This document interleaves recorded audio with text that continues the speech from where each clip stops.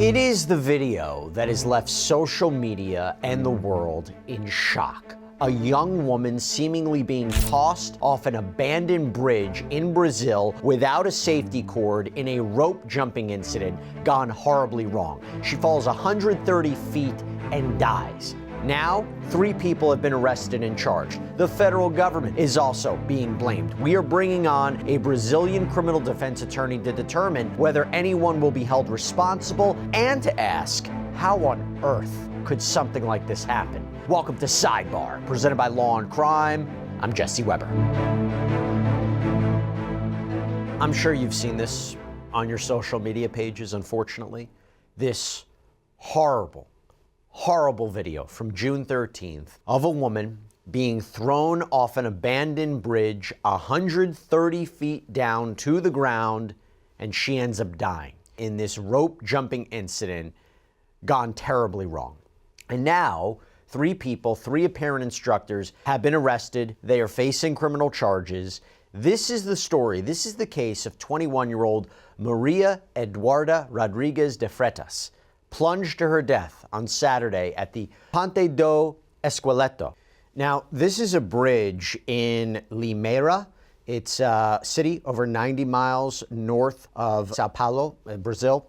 Now, this is known as the Skeleton Bridge. It hasn't been in operation for about 30 years. It was apparently part of a rail line. When you see the video, okay, she appears to be wearing a helmet, a harness, but she wasn't attached to any safety equipment or rope, while the instructors, based on reporting, and maybe arguably you can see in the video, do seem to be attached to a safety rope. And if that is true, that's going to be a key component in this legal case. Maria Eduarda had apparently asked to be tossed from the bridge in this airplane Superman pose, so 2 instructors allegedly carried her onto the diving platform and then allegedly threw her over the edge. The video that is circulating is just awful. People in the background can reportedly be heard screaming, "The rope, people, the rope," or "Guys, the rope." The video is posted on social media by the group allegedly organizing some of the jumps. Entre Cordas show what was supposed to happen. Persons attached to a rope with a harness is either tossed or jumps off the bridge, swinging back and forth. There's an apparent eyewitness, Igor Dinez, told outlet EPTV that he was on the bridge, saw people panicking after they let go of Maria Eduarda. Quote, "There were a lot of people there, not just a few. There were many people at the site. There were children there too, and they saw it happen. Some of the children were only 6 years old. It was a very intense scene. People panicked. Some who were further back grabbed their belongings and started leaving." In fact, according to the media outlet Thought Catalog, Dinez said it was supposed to be him, not Maria Eduarda, who was up next. And I got to call this out too. It's just incredibly sad. Before this happened, Maria Eduarda posted to her Instagram showing herself on the bridge, writing in the caption, "Who was the crazy person who let me come jump off a bridge?" She also posted a sign near the bridge that warned of dangerous conditions, highlighting that the area was not a safe one. According to MSN, Brazil's military police claim that 2 of the suspects here ran from the scene into a wooded area once it became apparent what had happened. They were apparently found by helicopter. Another had been arrested as well. So you're talking about 3 people here. Outlet 30 UOL Anos reports that 2 of the suspects changed their clothes too. According to G1 Globo, they have been identified as Luis Felipe Feliciano Egoroff, 32 years old. Metropolis reports that, according to the military police, he is a civilian firefighter. There is Vitor de Freitas Gonçalves, 27 years old. Metropolis reports that his work permit indicates he's a tour operator. And then there's Macon Fernandez Sintra, 42 years old. Again, this outlet reports he works with a film post-production company. According to O Globo, they didn't have a reason why this young woman was apparently not secured properly. G1 Globo reported that the suspects also appeared disoriented. They couldn't say whose job it was, whose responsibility it was to attach the rope or explain why a safety check, a safety inspection apparently wasn't done beforehand? All right, real quick, I know this is a little bit of a 180, but for anybody out there who's running a business, you know it's tough enough. The question is, why make it harder doing things manually or relying on dozens of apps that don't really talk to each other? That's where our sponsor Odoo comes in. So Odoo is an all-in-one business management platform with a full suite of integrated apps that seamlessly connect all your operations, from sales and accounting to manufacturing, shipping. Odoo can automatically generate these professional, sleek-looking sales orders and invoices and vendor bills, and it could automatically assign sales teams and send email updates through each sales stage, and even use AI to pull reports that help with your decision-making. For manufacturing, their apps can sync inventory with real-time production and purchase updates so you never run out of stock. And when it comes time for accounting, that's also fully automated. Odoo can create invoices, track expenses, and even summarize data with AI to save you hundreds of hours. You know what the best part is? You can choose your apps and even build custom workflows so it's all fully tailored to your business's individual needs. Take your business to the next level by consulting with an Odoo expert today for free at odoo.com/sidebar. Now, according to Baci Noticias, one of these individuals arrested allegedly told police he didn't realize that Maria Eduarda hadn't been secured and only understood what had happened when he heard the people screaming. That's when he claims he left the platform, saw what happened, claims he rappels down, sees police, sees a healthcare professional performing life-saving measures. Actually, that's another chilling aspect of this story. According to TMZ, a nurse identified as Reza Diaz, who apparently tried to save Maria Eduarda, told local news that she was still alive after hitting the ground. And we've seen other reports that Maria Eduarda was pronounced dead at the scene, that her body was transported to the Legal Institute. This is according to the Daily Mail. So 6 people were ultimately detained at first. They were questioned, 3 were released, and then the 3 that I just mentioned before, they were ultimately charged. Now, I've seen this one of 2 ways. I've seen them being charged with homicide with implied malice. 30 UOL Anos reporting that that means there's no direct intention to kill, but the risk of death is assumed. So I'm wondering, and we're going to talk about this a little bit later on, I'm wondering if that's kind of like when you look at second-degree murder in certain cases where it's like, you know, there's an extreme indifference to human life, or manslaughter. It's a reckless disregard for the apparent risk, for the known risk. I want to, again, talk about that with a Brazilian lawyer we're going to bring on. But outlet G1 said that they were charged with homicide with eventual intent. So that's another way of looking at it. It's possible there's some variance in translation. But these are the 3 reportedly in the video. And G1 reports, though, that the 3 cases have now been converted to preventive detention. Seems the men are currently detained, currently locked up. Again, we're bringing on this Brazilian lawyer who's going to make sense of this in just a moment. To be clear about something, I don't know if there's been misreporting about it, but this is not bungee jumping, okay? This is rope jumping. It's different. Bungee jumping uses elastic cords that result in a bounce up and down motion. Rope jumping is this extreme sport that uses different cords, ropes, and it creates this horizontal pendulum swing at the very end. According to 30 UOL Anos, only bungee jumping has a protocol that's registered with ABNT. This is Brazilian Association of Technical Standards. There are strict requirements regarding who can sell or purchase bungee cords. Delegate Andrea Dantes Levy told the Globo outlet that the company operating this rope jump, quote, didn't even have authorization to be there, and that this was the result of a failure to verify and supervise the placement of the rope on Maria Eduarda's jump.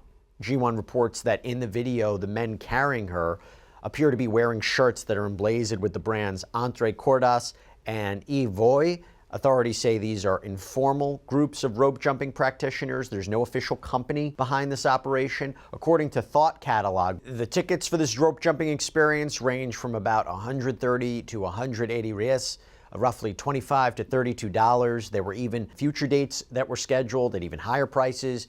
And on the day that Maria Eduarda died, it was expected that about 100 people would jump. Now, in the aftermath, Thought Catalog reports that both organizations have deactivated their social media accounts. There is a lawyer for the operators that said, while rope jumping isn't regulated, like I said, in the same way that bungee jumping is, it's not illegal per se. It's not against the law per se. Now, lawyers for the suspects told the G1 outlet that these individuals were highly experienced, that this had been the organization's only death in years. According to NBC News, a defense lawyer said the suspects are in shock at what happened. Also, We talk so much about the video, right? The video that's circulating around social media. According to 30 años, Maria Eduarda was reportedly holding a camera as well, but it hasn't been found. Some reports indicate it was a GoPro-style camera. Interesting when you think about what evidence there could be there. According to G1, a witness claims the instructors had failed to perform the proper safety check. Reports say that the thick rope that was supposed to be used to secure Maria Eduarda was tangled up on the ground, and you can arguably see it lying there in parts of the video. There is also another legal development in this case we have to talk about. According to 30 años, the municipality of Limeira may file a legal action against the federal government over alleged negligence in maintaining and controlling access to the skeleton bridge. The city government reportedly said it had previously sent letters to the federal government requesting security inspections of this bridge. Mayor Murilo Felix reportedly stated that the risks of this bridge were already known to authorities, that this bridge reportedly has a history of accidents, including a cyclist falling from the bridge and dying in 2024. Last year, 2 other people were reportedly injured. By the way, the mayor posted on social media, and this is per reporting from Fox, quote, "A young woman of just 21 lost her life in a tragedy that should never have happened. More than sorry, action must be taken so that no other family has to go through such pain." And before we even get into the legal aspects of all this and the investigation, I just want to take a moment to talk about Maria Eduarda Rodrigues de Freitas. She had been living in Jandira. This is the metropolitan region of Sao Paulo. She was a recent graduate with a degree in physical education and sports management. She was very into fitness and physical activity. She was active on social media. According to Thought Catalog, she had a fiance as well who reportedly became physically ill when he found out what happened to her. Family, friends, they have described this tremendous loss online. A family member reportedly posted on Instagram, "Until now, I don't believe it. I love you so much. I'll never forget you from our jokes. I'll always remember you. I love you so much, princess." Another friend posted on Instagram that Maria Eduarda was a, quote, "beautiful young woman full of dreams and now interrupted plans." According to NBC News, Maria Eduarda's mother posted a statement on social media too. This is per local reporting, quote, "My beloved daughter, today alone I wanted to hug you more than 1,000 times. How much your departure hurts me. I love you eternally, my princess, and thank you so much for being a part of my life for these 21 years. What an honor it was to hear you call me mom. God, thank you for this privilege." Pano Bianco Academia, the physical fitness center where Maria Eduarda had taught, where she worked, said, quote, "Today we said goodbye to a very special person, to our Pano Bianco Silverstone family. Maria Eduarda left her mark through the dedication, affection, joy, and respect with which she treated everyone around her. Your presence illuminated the environment, and your memory will remain forever in our hearts. In this moment of deep sorrow, we join together in prayer and solidarity with family, friends, and colleagues, wishing strength and comfort to face this loss. May the good memories, shared moments, and the love left by her be a source of peace and comfort. Rest in peace, Maria Eduarda." And then there was a later post that said this gym, this fitness center, would suspend its activities, quote, "as a sign of respect and mourning."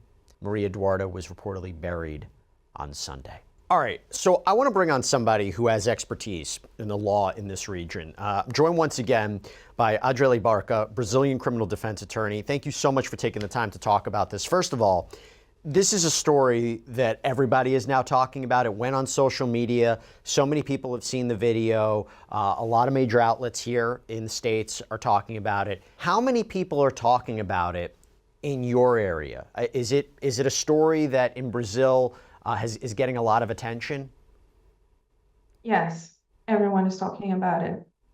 Not only because of the accident, but because of the commentary on the victim's body after she passed. So it's been talked about a lot. When you say that, the commentary on her body, what do you mean? There has been a lot of sexist commentary about the fact that she was a young girl and people talking about how they wanted to see her body and in the... Really? That's what people, Yes. That's what people are saying? Yes, a lot of men talking about it. It's awful. That's an element that I didn't even comprehend. That's an element that I didn't even know was going on. That's disgusting. That's disturbing, to say the least. In light of everything that now her family and friends have to deal with, that's the next part. Yeah. Putting that to the side for a second, I didn't know about rope jumping. Is rope jumping common in Brazil? It's very common. And it's legal, right? Like a lot of people do it? Yeah. When you have the proper authorizations, it's legal. But we talked about it before. The authorization is a little bit different than bungee jumping, right? Is bungee jumping more regulated? No, they're both equally unregulated, actually. Okay. Do you know if these operators, the people who have been arrested and charged, do you know if they had a license or they had authorization? Because I've seen commentary that they weren't authorized. They didn't.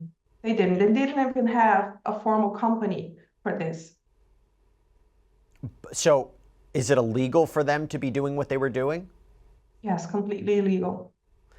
Do you know how they wouldn't have been stopped or arrested beforehand if what they're doing is illegal? How is it possible they could be doing or allegedly doing these kinds of, selling tickets for it, these kinds of rope jumps, and authorities didn't get involved? They would have possibly been charged if they were caught doing this, because not only they didn't have a company, they didn't have authorization, but the place where this happened was a scenario of prior accidents of this, so they wouldn't even get that authorization whatsoever. Yeah, I'm going to talk about the skeleton bridge in a second. I want you to talk to me about what they're charged with. So what exactly are these three individuals charged with? Is it called homicide with implied malice? Or what does that mean? Yes. They're being charged with homicide. This case, it brings up a very old debate about intent or blame, which is what we call dolo or culpa. They're being initially charged with homicide with the intention to kill somebody, which is homicídio doloso. So just to be clear, the prosecutors have to prove they had the intent to kill, or is it to say they were so reckless, they knew how risky this was, and they just were negligent, they ignored the risks? I mean, what do they have to prove at trial to convict them? So here's what's going on. This case has brought a lot of media attention to it.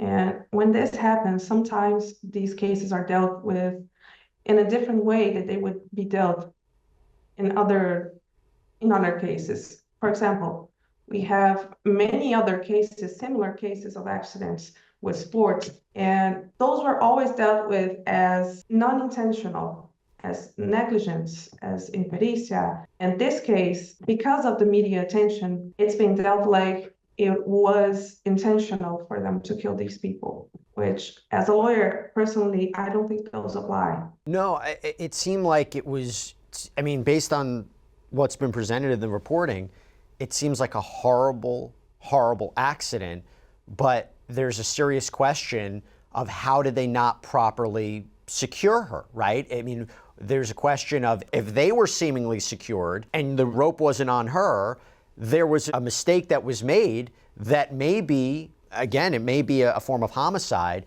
it may be criminal liability, but I don't know if it's an intent to kill. I guess the question is, what's the difference between what they're charged with now and murder? I mean, is this murder? Is that what, they're not being charged with murder, right?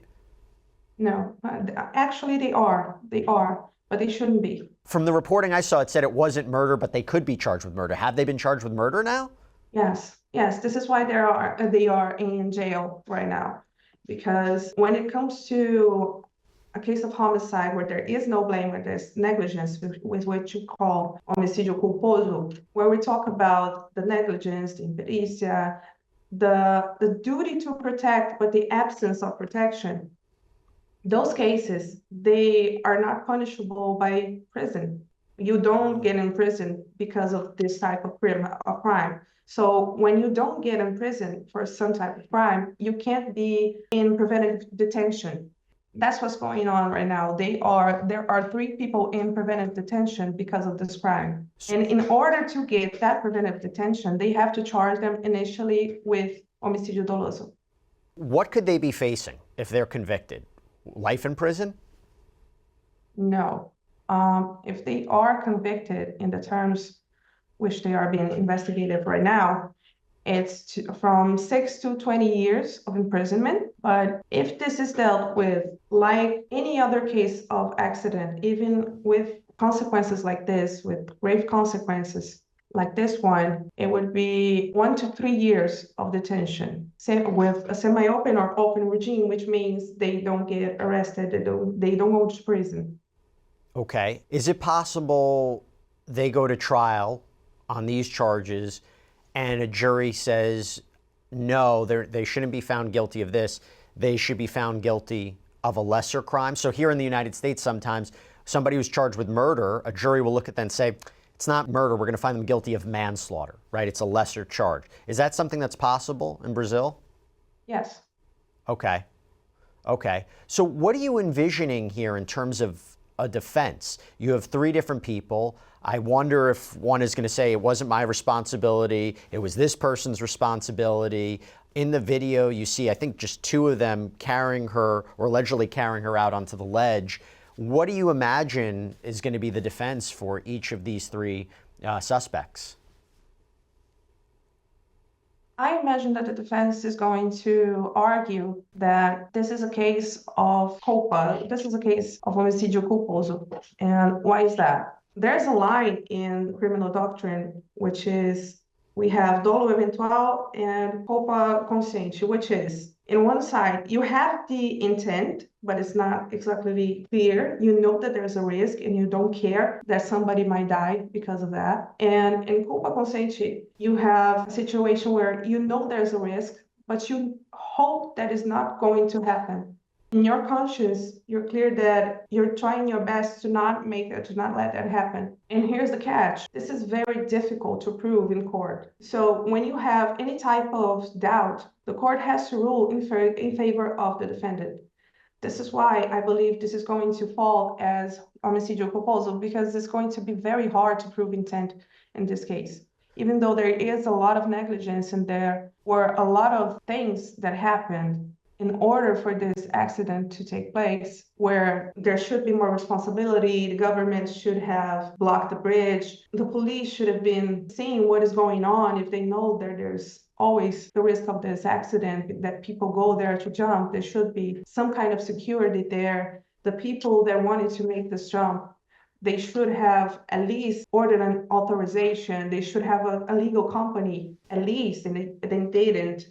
Every other thing that happened to make this possible, to make this horrible accident possible. But in court, which is what is going to be analyzed actually, is only the fact in that day that led to that accident. So you have federal authorities and state authorities and the police that are going to answer this, and administratively, they're going to enter this in their own companies. But as to the death itself, is going to fall only on the people that were there at the moment, that were carrying her, that should have secured her. And for those people, it's going to be very hard to prove that they had the intent of killing her. Mm-hmm. So let me see if I understand this correctly, and tell me if I'm wrong. They've been charged with murder in order to keep them detained. But if this goes to trial, there's a possibility they will not be found guilty of murder because there's not that intent to kill. They could be found guilty of something less, and they may not get prison time. Yes. Okay. Exactly. When would a trial happen? And is it in front of a jury or is it in front of a judge? If this was from the beginning treated as homicídio culposo, there wouldn't be a jury. They would be only a judge. But since this is being dealt with under the homicídio doloso, they are going to face a jury. And is it unanimous? It has to be a unanimous jury? And how many jurors are there? It doesn't have to be unanimous. I thought one of the key aspects of this case is the allegations of escape, that two of them had allegedly ran into the woods. How do you see that? Is that, they were panicking, they didn't know what was going on? Or can a prosecutor say that's evidence of their guilt? That's evidence of they knew what they did was a crime. How do you see it? As far as I can see it, I understand that, of course, they knew what happened was a crime. But I don't think that the fact that they ran away means they were guilty of something or that they planned, because they didn't do it and run away rightly as it was planned. They just ran away. Yeah. They were in shock. And again, I mentioned that's what one of the defense attorneys had said. Just let me ask you, how is it possible this happened? I mean, you watch the video and they seem to be carrying her. It seems very clear she's not buckled in. It seems very clear there's no rope. You arguably see the rope on the ground all tangled up. How is it possible they would fail to secure her? How does something like this happen? It's very hard to believe that this would happen the way it did. At the same time, I panicked when I saw the video because I was like, you can see that she's not secured. Stop. People screamed. People shouted. She doesn't have a rope. Stop. And they didn't hear, probably because they're accustomed to always hearing people shouting when they're doing this and they can't get distracted or they'll hurt the person. But at the same time, it's hard to believe that something like this would happen. Yeah. So the federal government, the municipality, the city, may be filing a legal action against the federal government, right? That they say they were negligent, they should have been properly securing this bridge, no one should have had access to it. Where do you see that going? Is this going to be a lawsuit? Is this a strong lawsuit? Talk to me about what you think there. I think it is a strong lawsuit because the bridge is actually the responsibility of the federal government, so they should have secured the bridge. But they weren't the only ones who were responsible for it. Any authority that is related to the security of the city could have done that. Not only the federal government, they should have all done it. But when it comes to discussing responsibility, I think it's very clear that it falls under the federal government in this case. What would happen if they sue them? It goes to, I imagine, a trial. What's the result? What is the federal government, if they lose, what do they have to do? Do they pay fines? Do they, yes. I mean, is that what happens? The federal government pays fines to the city? Yes, probably a fine. Okay. Probably a fine or indemnization. Do they have to, make a change? Do they have to secure the bridge? Do they have to tear it down? Yes. Do they have to make sure nobody has access to it? Yes, that should have already been done. Okay. One more question before I let you go. So apparently Maria Eduarda had a camera. There's some reporting that it might have been a GoPro. Authorities can't find it. I don't know if you've seen something new about that. If they find the footage, if they find the camera and they get the footage, why is that so important? How does that affect the case? That depends on what's going to be found on that footage. If she tried to stop it, because in the recording, we don't hear her saying stop. But if that camera shows that she asked to stop, that she said anything to try to stop what was going on, that would show that they knew that she was unsecured. But I think that's very unlikely. Yeah. Look, I'm thinking if you could loudly hear people saying, she has no rope, she's not secured, she has no rope, she's not secure, and they allegedly threw her over that edge, that is important for intent. But again, we're in the early stages of this. We'll see where this goes. This is a tragic, tragic situation. It is so awful, that video. It is terrible to think about what she went through. It is terrible to think about what her and her family and her friends have to experience right now. On top of what you said at the beginning, commentary from people about Maria Eduarda is just awful. Adrielli Barca, thank you so much for coming on. I really appreciate it. Thank you, Jesse. Thank you for having me. And that's all we have for you right now here on Sidebar, everybody. Thank you so much for joining us. And as always, please subscribe on YouTube, Apple Podcasts, Spotify, wherever you get your podcasts. You can also check us out on NBC's Peacock as well. If you want to follow me, X, Instagram, my News Nation show, Jesse Weber Live, Monday through Friday, 11 p.m. Eastern. I'll see you next time, everybody.